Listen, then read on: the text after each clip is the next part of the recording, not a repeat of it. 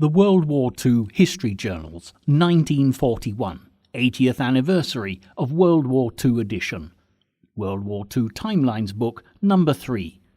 Written by the History Journals and Liam Dale. Narrated by Liam Dale.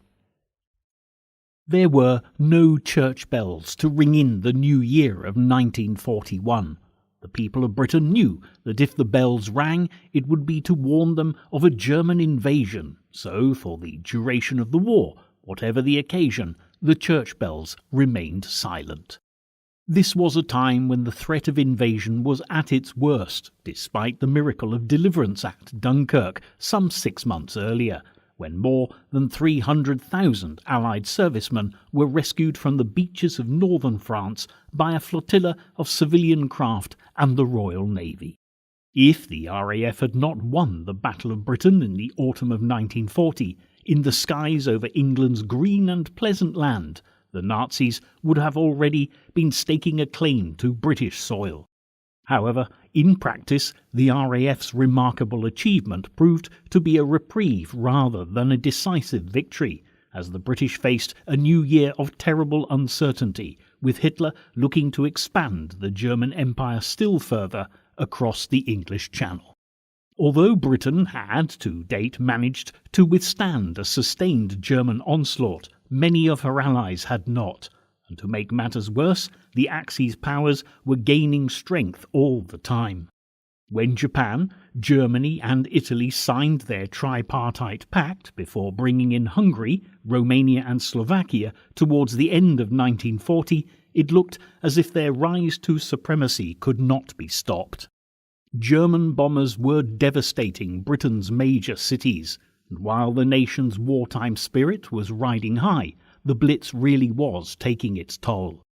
But despite Hitler being kept from the British mainland, out at sea, the Germans were winning a very important battle. Hitler had increased the German U-boat fleet, and the plan of action was to try and starve the British into surrender. The U-boats were able to effectively control sea routes to the United Kingdom, and were successfully destroying many thousands of tons of essential supplies and shipping on a regular basis. Britain relied heavily upon the import of goods, and throughout 1941 the government, under the leadership of Prime Minister Winston Churchill, found it increasingly difficult to keep the supply line intact. With all Britain's neighbouring allies under German occupation, it was difficult for Churchill to go on the offensive, as he needed to constantly watch the nation's defences. Nevertheless, the RAF had been engaged in bombing raids on German cities, while the Luftwaffe continued their nightly raids. Hitler believed the British people would demand their government surrender to Germany, and the attacks were well planned and sustained. Sadly, the RAF bombing raids were far less organised, and the number of airmen lost were equal to the German casualties they inflicted. Winston Churchill's promise that there would be no surrender still stood firm, but in the early days of 1941, any assistance, especially from America, would be gratefully appreciated. However, if anyone had said at this stage in the proceedings that before the year was out Hitler's own errors of judgment would actually help the Allied cause, few would have believed them. But such were the twists and turns of fate in 1941 that this would indeed prove to be the case. In the build-up to World War II, there were many Americans who adopted an isolationist policy. But fortunately for the free world, Franklin D. Roosevelt, who had been president since 1933, recognized the threat that Adolf Hitler posed, and did everything he could to help the war effort, short of entering the conflict to fight on the side of the Allies. Roosevelt undoubtedly enjoyed an excellent relationship with Winston Churchill, and when he delivered his State of the Union address on the 6th of January, the British Prime Minister must have been greatly encouraged. The speech, alternatively known as the Four Freedoms, insisted that human beings everywhere in the world had a right to freedom of speech and expression, freedom to worship, freedom from want, and freedom from fear. That Adolf Hitler was denying these basic human rights as he stormed his way through Europe was now evident, and Roosevelt served notice of his commitment to the Allies, saying that America should support any cause that fought for the four freedoms. He also declared that America, rather than lend money to Britain, should supply arms that could be paid for after the war was won. Consequently, on the 10th of January, he introduced Lend-Lease to Congress, but there were still those who believed a peaceful settlement to the growing global conflict could be found. With powerful pressure groups like the America First Committee vehemently opposing intervention, Roosevelt would have to convince his countrymen that the time for action had come, and it was far from being an easy task. Even the great American aviator Charles Lindbergh, a national hero who was famous for making the first solo non-stop flight across the Atlantic, testified before Congress on the 23rd of January his belief that the USA should negotiate a neutrality pact with Hitler. So for the time being at least, Winston Churchill and the people of Britain would have to continue the fight for freedom in Europe without American intervention. While seemingly standing alone in Europe, the British were also making progress with the BEF, the British Expeditionary Force, who were hard at work fighting off the Italians in Africa. Much of the nation's war effort was being channeled in this direction, because the armed forces were still far from ready for an offensive in Europe, so they concentrated on keeping Mussolini's army contained on the neighbouring continent. In fact, the Allies were doing such a good job at pushing back the Italians that on the 19th of January, Mussolini had to humbly apply to Hitler for more troops to help out. Hitler was more than happy to oblige, but only on the proviso that Mussolini agreed to total subordination in all military matters in the future. Meanwhile, back on the home front, the British were still under attack from the Luftwaffe's constant bombing raids, as Hitler continued his campaign to break the nation's spirit. Many of Britain's major cities were ablaze night after night, and there were so many fires that some buildings just had to be left to burn. There was no doubt that what the civilian population faced should have by rights been beyond endurance, but somehow everyone pulled together. There was no discrimination between rich and poor. The bombs landed on Buckingham Palace and the slums of Whitechapel, and King George VI and Queen Elizabeth walked amongst their fellow Londoners to share their losses, offer their condolences, and help the people to keep their spirits up. In underground shelters, folk shared what they had, looked after frightened children, and sang together the popular songs of the time while the bombs exploded around them. By morning, as they surfaced to assess the damage, the lucky whose homes remained intact helped those less fortunate before going to work, keeping the nation going and the war effort alive.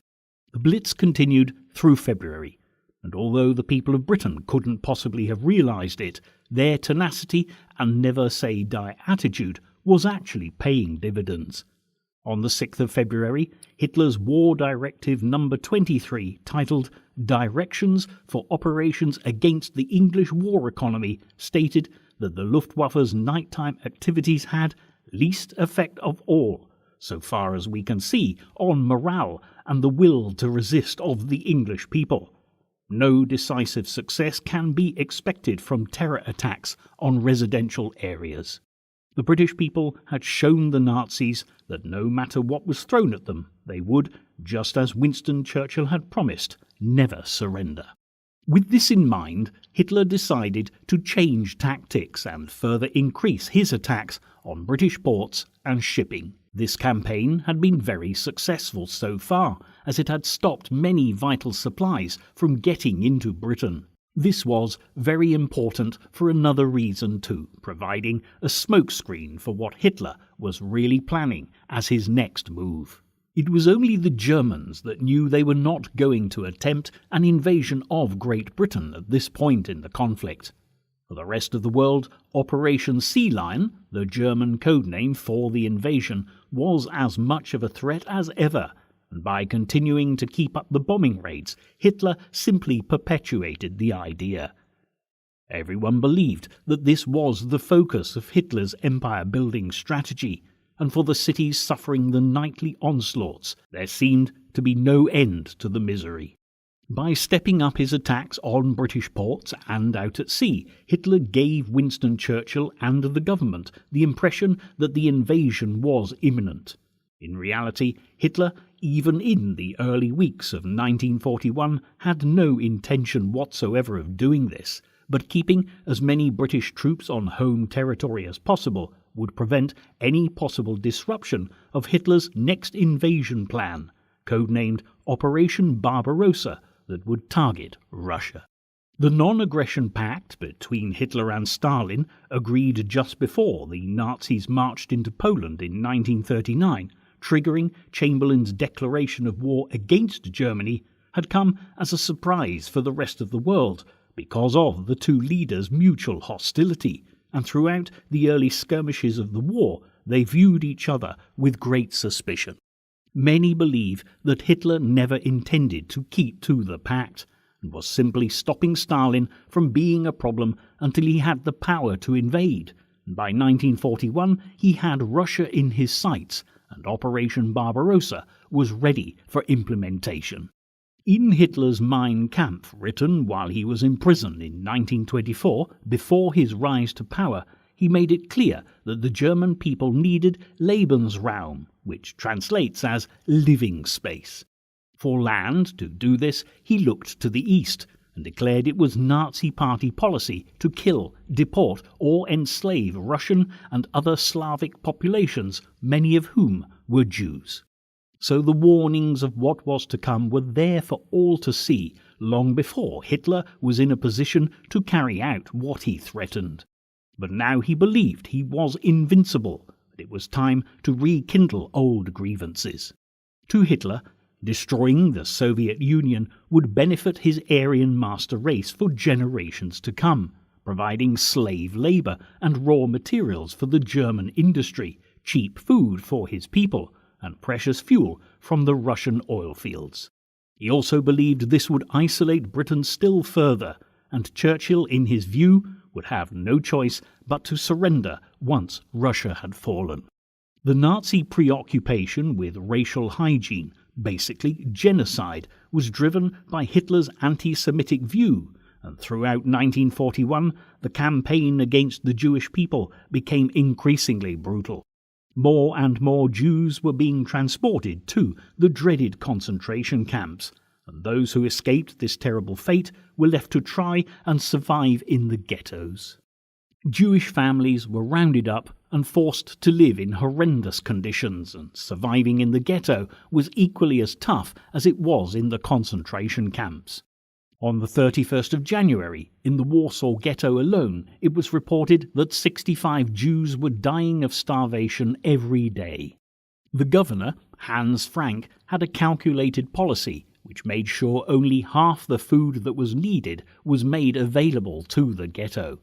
Consequently, the starving masses would do anything for the promise of more food, and this ensured that they always followed orders. Frank coldly claimed, "Killing a Jew by hunger saves a valuable bullet needed for the master race's inevitable conquest of the world." And matters were about to get much worse for the Jewish people, as the Nazis started their first experiments using gas chambers for their mass extermination programs in the concentration camps. Not that the Jews were alone in their suffering. Homosexuals, ethnic minorities, Freemasons, the disabled and the elderly were all systematically targeted, and it would be another year before the rest of the world truly learnt of the evil depths Adolf Hitler and his Nazis were capable of sinking to. While Hitler was busy planning his foray into Russia, the Italian army under Mussolini were running into stiff opposition from the Allies. In Africa alone, in 2 short months, the Italians had lost 130,000 soldiers as prisoners of war, 380 tanks, and 845 guns. On February the 14th, Hitler had to send the first wave of his Africa Corps to help in the battle against the British. Field Marshal Erwin Rommel, The German commander, known as the Desert Fox, had also been promised additional armoured divisions, but as a result of Mussolini's incompetence, these could not be sent before April, and until then, Rommel was expected just to hold ground. But he wasn't called the Desert Fox for nothing. He wanted to attack the British using hoax tanks. These would be dummy vehicle bodies mounted onto Volkswagen engines, and as absurd as it may sound, it was a workable idea, because Volkswagen engines powered some of Germany's most successful military vehicles, like the Kubelwagen and Schwimmwagen. Several years earlier, in 1934, Adolf Hitler had commissioned Ferdinand Porsche to produce the first people's car, otherwise known as the Volkswagen. Hitler wanted a cheap, reliable family car that was affordable to the people of Germany. Just as the first KDF wagon was ready to come rolling off the production line, war broke out, and civilian car production was halted. However, Porsche, being the clever designer he was, took the blueprints of this exceptionally resilient vehicle and adapted them for military requirements. So these fake tanks with their Volkswagen machinery couldn't have been more authentic, especially as they had a revolutionary air-cooled engine that proved invaluable in the heat of Africa. Despite the progress being made against the Italians and the German reinforcements, February proved to be one of the worst months for Allied shipping. The German U-boats were sinking many merchant craft. The Luftwaffe were constantly scoring more direct hits on shipping, and Hitler's new acoustic mines that were detonated by the sound of a ship were inflicting terrible casualties. The British were really struggling, with the last U-boat hit being the U-104, destroyed before Christmas 1940. And in fact, the Germans had lost only 32 submarines since the outbreak of the war. To make matters worse, the Axis powers were gaining ground at an alarming rate. Romania allowed Germany to use the country as a base to attack neighbouring Bulgaria, Yugoslavia and Greece. Quickly the Germans took Bulgaria with little resistance, and the beleaguered nation joined the Axis powers on the 1st of March. Days later, Hitler put further pressure on Yugoslavia, and the situation in the Balkans became very worrying indeed for the Allies. The British knew how grave the situation was, as the Nazis were now poised to take their Greek allies as well. Winston Churchill was in desperate need of help, and on the 11th of March, relief finally seemed to be getting through. President Roosevelt signed into law the Lend-Lease Bill that he'd promised in January. This bill effectively made the United States a partner of Britain in the war, making America, as one politician described it, an arsenal for the democracies, seeking to carry out Roosevelt's pledge to send to these countries in ever-increasing numbers ships, airplanes, tanks and guns. Assistance could not have come at a better moment for the British. It was estimated that the war was costing £11 million a day, and the economy was getting to the point where it could no longer support the conflict. Economically, however, since the Luftwaffe had spread the bombing raids wider, the intensive spending on wreckage clearances and repairs that had been seen when London alone faced the focus of the Blitz had subsided a little. And then, just when a glimmer of hope appeared on the horizon, the people of Britain were taken completely by surprise when on the 8th of March new bombing initiatives began over much of the nation. Many believed that Hitler had been saving his aircraft for use elsewhere, but now some of the largest attack forces since the Blitz began were being reported. 244 bombers were sent over Portsmouth on the 11th of March, killing 750 citizens in 2 nights of intense air raids. Cardiff, London, Manchester and Birmingham were all targeted again by these relentless Luftwaffe onslaughts. Burning buildings were lighting up the night sky once more, and try as the firefighters might to extinguish the flames, the bombs just kept on coming. Night after night, the intensity of the raids increased, and on the night of the 16th of March, 122,292 incendiaries were dropped on London by what was reported to have been several hundred planes. Everyone was yet again on heightened alert, expecting a Nazi invasion any day. The smokescreen was doing its job. Hitler was indeed on the move elsewhere. On the 27th of March, he ordered his troops to smash Yugoslavia into submission. There was a popular uprising against the Nazis as the ordinary people stormed the streets shouting, "Long live Britain!" and "Down with Hitler!" But what of the German response? The Nazis stormed through Yugoslavia, continuing to brutally kill civilians long after the battle was won. After 12 days of intense fighting, Yugoslavia surrendered to the Nazis. Hitler's blitzkrieg once again reigned supreme, and the Germans immediately invaded Greece, just as the British had feared they would. The Nazis were, for the time being at least, unstoppable. The bombs kept falling on Britain, and the tanks kept rolling through the Balkans. In May, Liverpool was bombed for 7 consecutive nights, killing thousands of people and destroying hundreds of homes, while Rommel's desert fighters were forcing the Allies into retreat in Africa. But it wasn't all quite doom and gloom. On the 9th of May, Allied forces boarded a German U-boat. Although positive, it was nothing out of the ordinary, but what they recovered on board was.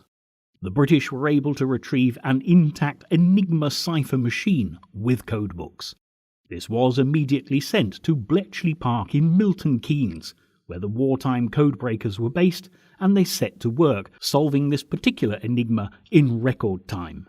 The experts worked night and day at Bletchley, and when they cracked the code, it was possible for military intelligence to decipher German transmissions, and at last they could predict where the lethal U-boats would strike next. The cracking of the Enigma code didn't come a moment too soon, with Hitler and his growing Axis powers completely dominating the conflict, and he continued to pile on the pressure. On the 11th of May, in the region of 500 German bombers flew over London, delivering their most deadly attack to date. Eyewitnesses reported that by morning all that could be seen along the skyline of the capital was a mass of black smoke as hundreds of fires still burned. The trains couldn't run. A third of the streets were impassable due to rubble. 150,000 people were left without power or water, and 5,000 homes were completely destroyed. The Blitz, far from easing, had reached a new level of horror.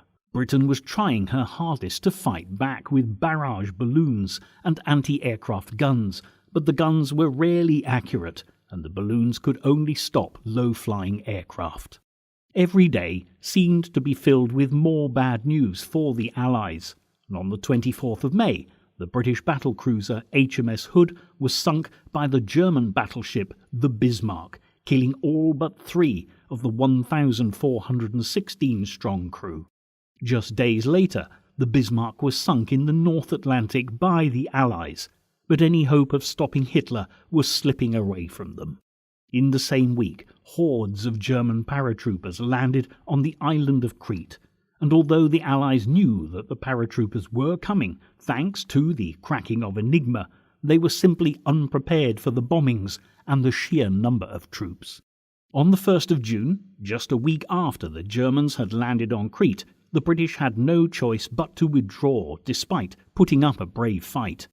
Then 2 weeks later, the Germans pushed the Allies back over the Libyan-Egyptian border in what had been meant to be a major British counter-offensive to relieve the siege of Tobruk. Churchill had great hopes for this operation, codenamed Battle Axe, but sadly, after losing 91 tanks to the Germans' 25, the Allies were defeated yet again. The year was almost halfway through, and power was once again sliding to the Axis.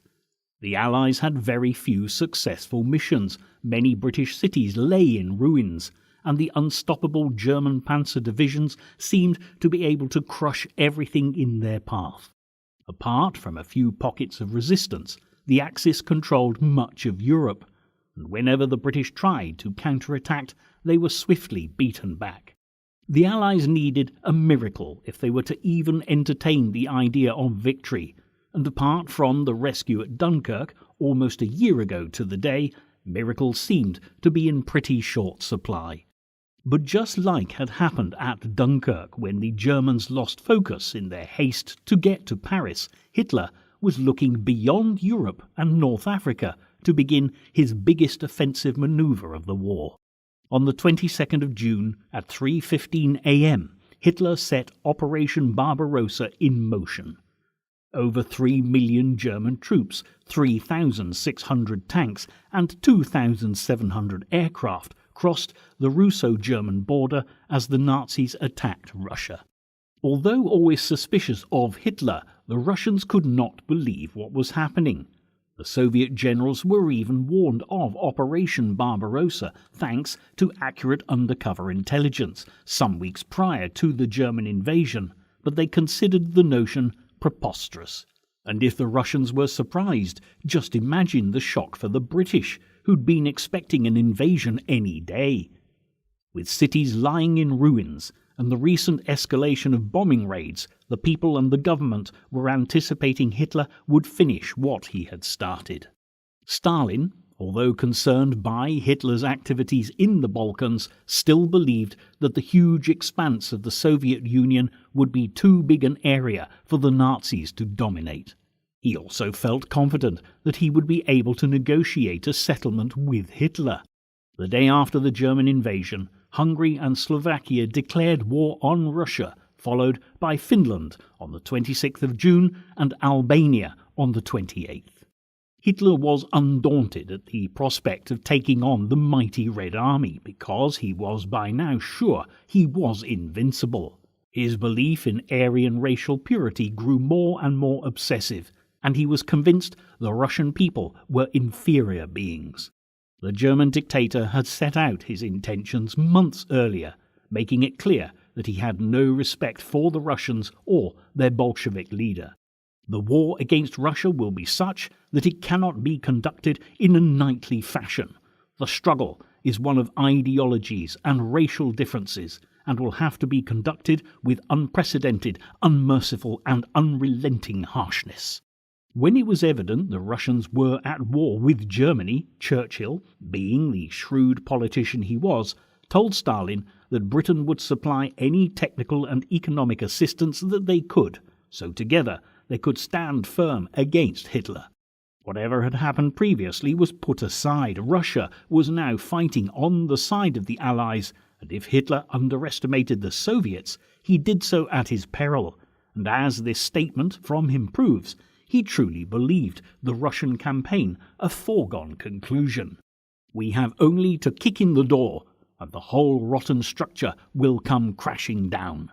Hitler predicted that Russia would be crushed in less than 4 months, and targeting the cities of Leningrad, Moscow and Kiev, the attacks appeared to be on course. In the first week of fighting, they had taken 150,000 prisoners and destroyed 1,200 Russian tanks. The Luftwaffe was also winning the battle in the sky against the Red Air Force, but the Russians fought back courageously on every front. Stalin ordered a scorched earth policy to stop the German tanks, which entailed the people of Russia destroying their own homes, ruining their crops and burning any fuel, so there would be nothing left to run the Nazi war machine. Another invader, the French Emperor Napoleon, had also underestimated the Russians many years before Hitler, and it was an error of judgment that cost him dear. The scorched earth tactic had worked against Napoleon in the early 19th century, and Stalin was confident it would work again.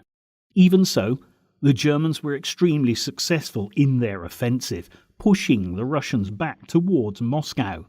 The Nazi treatment of prisoners was brutal, with many thousands being massacred, but this actually worked in the Russians' favour.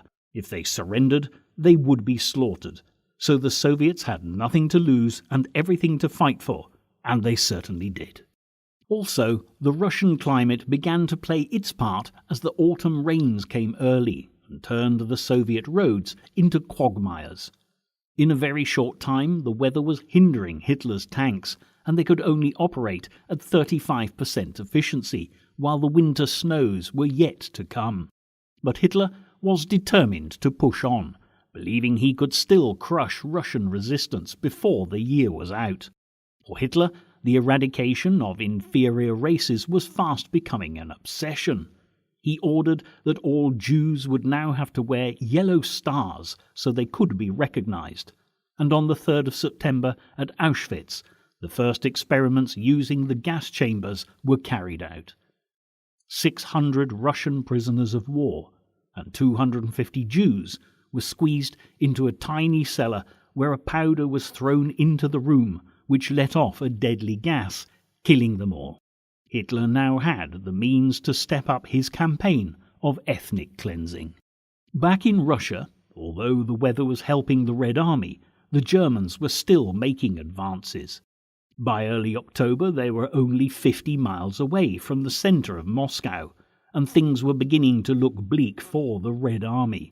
That was until a Russian spy in the Far East discovered that Japan had no intention of attacking Russia in the future as Germany's ally, as they were concentrating all their efforts in the Pacific. With no fear of a Japanese attack from the east, Stalin could mobilize his eastern divisions and bring them into Moscow to keep the Germans at bay. The battle for Russia was going to be long and bloody, and would not be concluded as Hitler had hoped in 1941. October turned to November, and the fighting continued while the weather turned more severe. At least 100,000 German soldiers got frostbite in the winter of 1941, and there were 2,000 amputations as a result. The Nazis were simply not prepared for the winter, wearing very light clothing compared to the well-insulated uniforms of the Red Army. In December, Hitler even tried to call off all offensives until the spring, because of the dreadful weather and the severe losses they were suffering, which many of his generals supported. But Hitler was already becoming ever more erratic in his decision-making, and was determined not to suffer a defeat as Napoleon had after retreating from Moscow, and he changed his mind at the last minute. On the 16th of December, he announced that there would be no withdrawal of troops, and the fighting must go on. Many of Hitler's high commanders believed this to be suicide, but no one dared argue with the Führer. Now, while the Germans struggled on through the Russian winter, tensions were definitely mounting in the Pacific. 1941 had seen Japan consistently and confidently expand their empire in the Far East, and America was getting increasingly concerned about what was happening so close to home. The United States had always been a major power in the Pacific, and it appeared that the Japanese were getting ready to challenge this. By the end of the 1930s, Japan had become extensively militarized, including a huge modern navy, and as they escalated the conflict with China in the Second Sino-Japanese War, Japan had no choice but resign from the League of Nations. America at this time showed its disapproval by terminating its commercial treaty with Japan. The impact of this became clear when the US put an embargo on scrap metal and gasoline shipments to Japan, followed by a complete oil embargo early in 1941. Japan's lack of any oil of its own gave the growing Axis power a real difficulty. 80% of Japan's oil had been supplied by America, and they looked around for an alternative source with a view to possibly seizing the Dutch East Indies. However, one thing was absolutely for certain: any such act of aggression would immediately bring America into the war. So the Japanese were well aware that they could not control the Far East completely unless they could supply all of their own raw materials, especially oil, and the prospect of going to war with America was therefore going to have to be seriously considered. Nevertheless, the Americans were a military force to be reckoned with, and the Japanese commanders were without doubt sharp military strategists. They realized that if they were to stand any chance of victory over the USA, they would have to strike first with the element of surprise. What's more, they would have to strike decisively to totally devastate the United States in the Pacific, and the Japanese plans to destroy the American fleet began to take shape way back in 1940. Fleet Admiral Isoroku Yamamoto first requested naval intelligence on Pearl Harbor, Hawaii in February 1940, and by the spring of 1941 he'd had spies put in place. The idea of a preemptive strike on the American fleet gained momentum as sketches of the naval base were gathered almost daily by the spy Takeo Yoshikawa. And when he discovered that Sunday was the day when the most ships would be in the harbour, the plans really started to take shape. Through the summer of 41, the Japanese pilots trained in the skies over the island of Kyushu with Major General Minoru Genda planning the attack. His strategy was very clear, as was his intent. In the event of outbreak of war with the United States, there would be little prospect of our operations succeeding unless, at the very outset, we can deal a crushing blow to the main force of the American fleet in Hawaiian waters by using the full strength of the 1st and 2nd Air Squadrons against it, and thus to preclude the possibility of the American fleet advancing to take the offensive in the Western Pacific for some time. It was simply a case of deciding when the offensive should take place, and on the 7th of December 1941, a Sunday, at approximately 7:45 a.m., the first wave of Japanese planes attacked Pearl Harbor. Many of the American crewmen were still sleeping, and as a result, 75% of the anti-aircraft guns were unmanned. The Japanese took full advantage of this, and just had been planned, the Americans were taken totally by surprise. In less than 30 minutes, the majority of the American fleet had been destroyed by Japanese aircraft. 2,400 servicemen were killed, while 16 ships and over 160 planes were lost in the attack. The mission had been a complete success, and as the American fleet went up in smoke, the Japanese simply flew on to their next targets, and in a few hours they were delivering deadly blows to Hong Kong, Malaysia, the Philippines, Wake, and Guam. This day of infamy, as American President Franklin D. Roosevelt so eloquently described the attack on Pearl Harbor, came as a terrible shock to the politicians and people of America, as war had not actually been declared on the USA by Japan.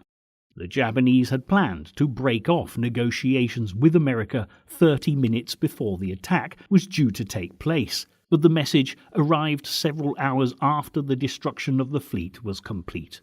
In fact, the Japanese government only drafted a declaration of war after they heard the attack on Pearl Harbor had been successful, and the American ambassador received it in the evening of the 7th of December.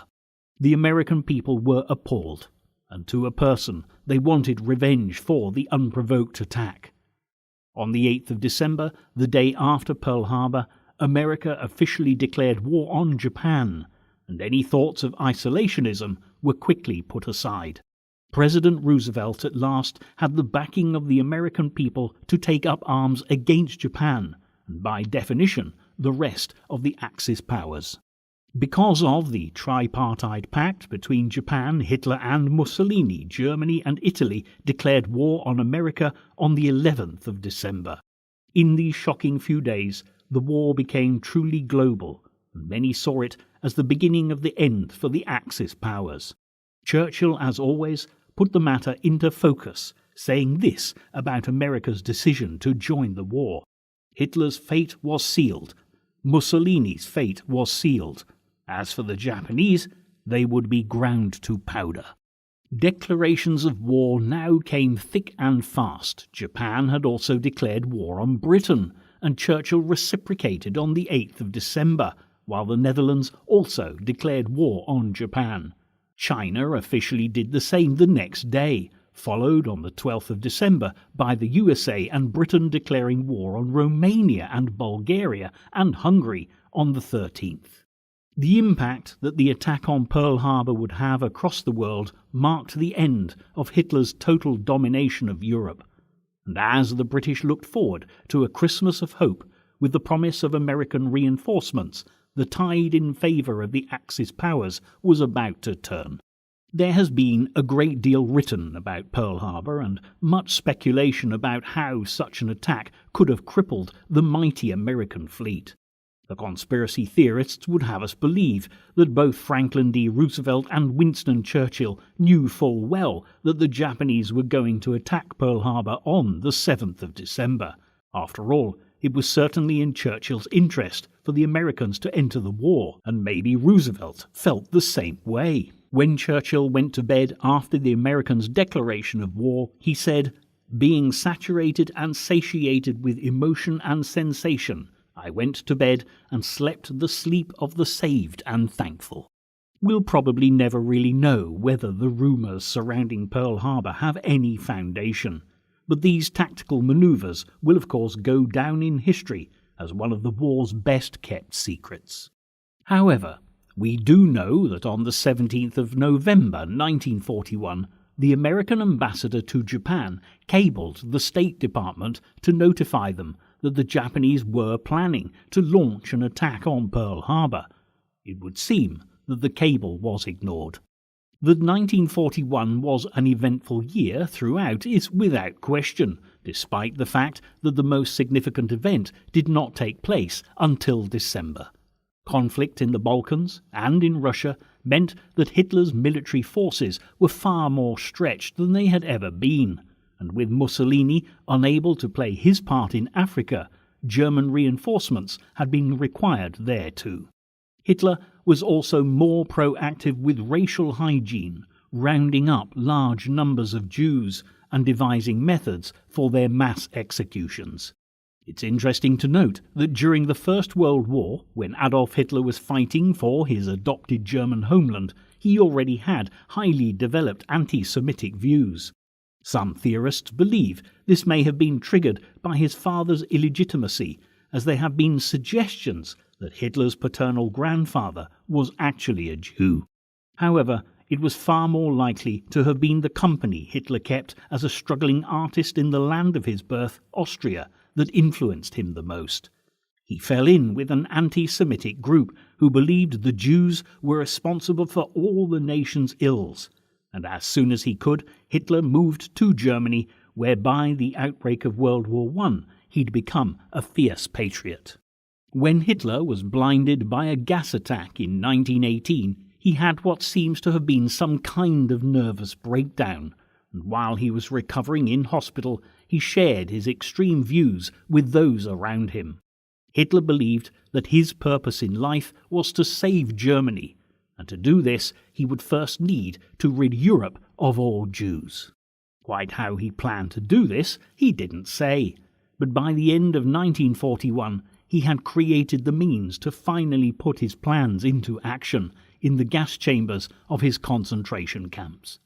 Adolf Hitler had spent 23 years nursing his poisonous grudge, and the consequences for anyone of the Jewish faith were about to become catastrophic. In fact, as 1941 drew to a close, the world, now irrevocably at war, was a very dangerous place indeed, especially for anyone who stood in the way of Adolf Hitler's master plan. What promise the new year of 1942 would bring with it was yet to be seen. But for Winston Churchill and the people of Great Britain, they were no longer fighting the Nazi dictator alone. During the course of the year, both Russia and America had joined the Allies, and at last there was a faint flicker of light at the end of the dark tunnel of war. Adolf Hitler and his Axis powers had between them taken on more battles than they could possibly win, and only time would tell how long it would take for them to realize this.